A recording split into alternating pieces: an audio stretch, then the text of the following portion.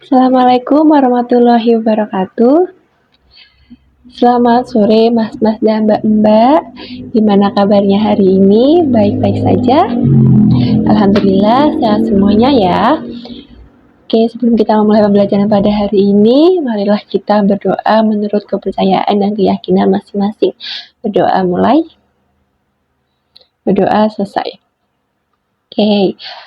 Sebelum kita memulai materi pada hari ini, Ibu mau tahu apakah ada yang masih mengingat apa saja materi yang kita pelajari pada minggu kemarin?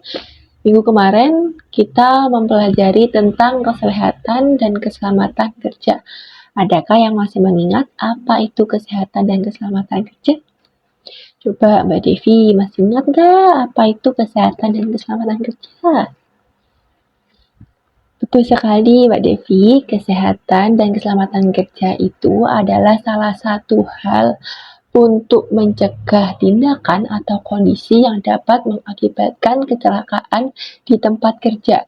Gimana penerapannya di usaha makanan dan catering? Itu bisa dengan menjaga kebersihan dan keamanan. Lalu bisa juga memiliki penerangan dan suhu yang baik. Lalu juga memiliki tata ruang yang baik. Oke, hari ini kita akan belajar tentang apa itu kecelakaan dan keselamatan kerja. Ibu akan menampilkan PPT untuk menjelaskan apa saja pengertian, lalu apa saja pencegahannya gimana. Nanti akan Ibu jelaskan semua. Kecelakaan dan keselamatan kerja pada usaha makanan dan catering. Apa sih kecelakaan akibat kerja itu? Kecelakaan akibat kerja itu kecelakaan yang diakibatkan langsung oleh pekerjaan atau pada saat melaksanakan kerja. Kecelakaan kerja itu berhubungan erat dengan keselamatan kerja.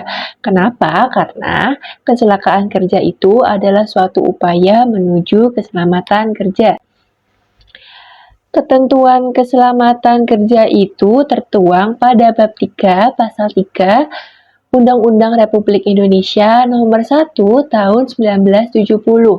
Adapun isinya seperti mencegah dan mengurangi kecelakaan, mencegah dan memadamkan kebakaran, mencegah dan mengurangi bahaya peledakan, memberi kesempatan atau jalan menyelamatkan pada waktu kebakaran, memberi pertolongan pertama pada kecelakaan, lalu ada memberi alat perlindungan kepada pekerja. Apa saja istilah-istilah terkait kecelakaan kerja? Yang pertama ada tempat kerja, lalu ada insiden, itu tidak menimbulkan korban. Lalu ada aksiden, itu potensi bahaya yang menimbulkan korban. Lalu ada bahaya menimbulkan kerugian terhadap manusia, barang, atau harta. Lalu ada aman, itu bebas dari bahaya. Ada danger, menggambarkan potensi bahaya.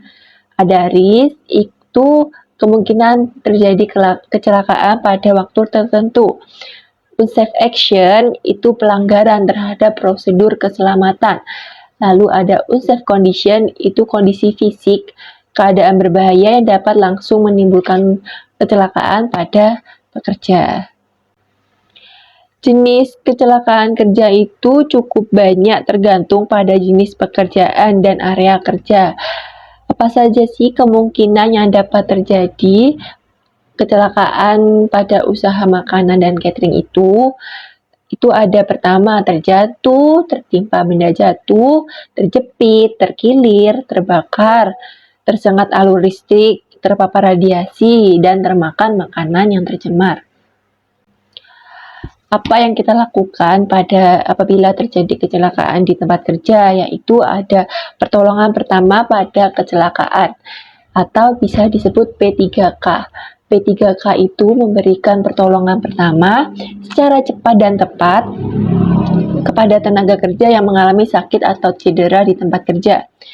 Tujuannya apa? Yaitu untuk menyelamatkan nyawa kerja, meringankan penderitaan korban, mencegah cedera atau penyakit semakin parah, mempertahankan daya tahan tubuh korban sebelum kita membawanya ke tenaga medis.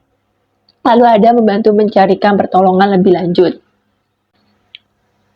Apa saja yang perlu diperhatikan oleh petugas P3K? Yang pertama, tidak panik.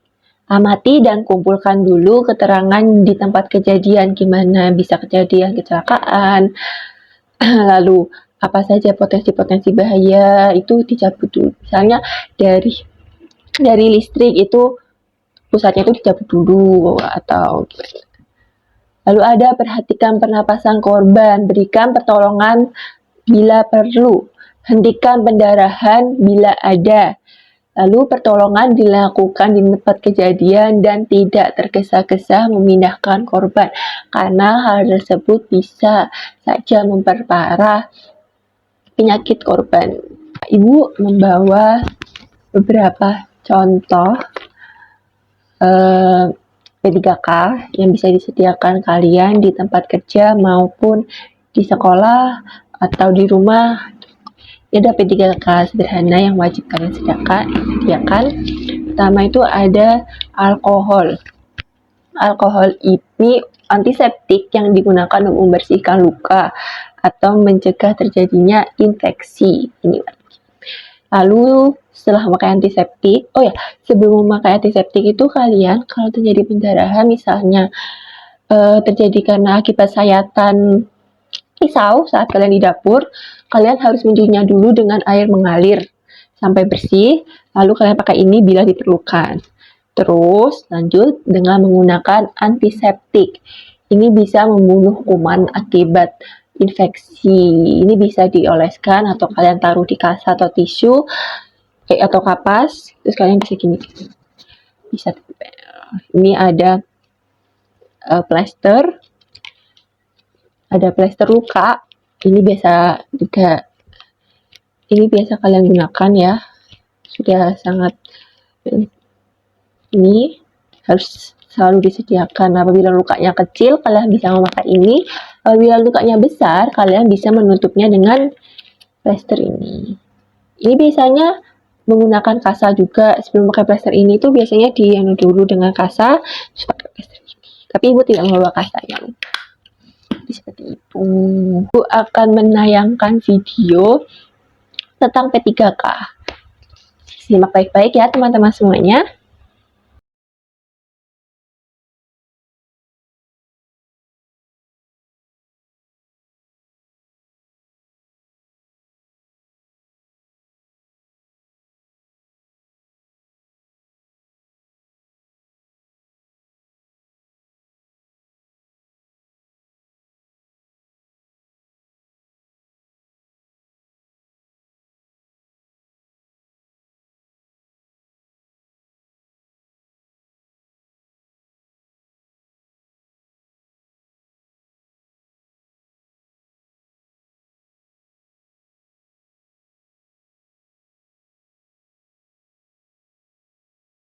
Tadi kan mas-mas dan mbak-mbak sudah menonton video apa saja dampak-dampaknya yang diakibatkan apabila terjadinya kecelakaan kerja, contoh-contohnya juga.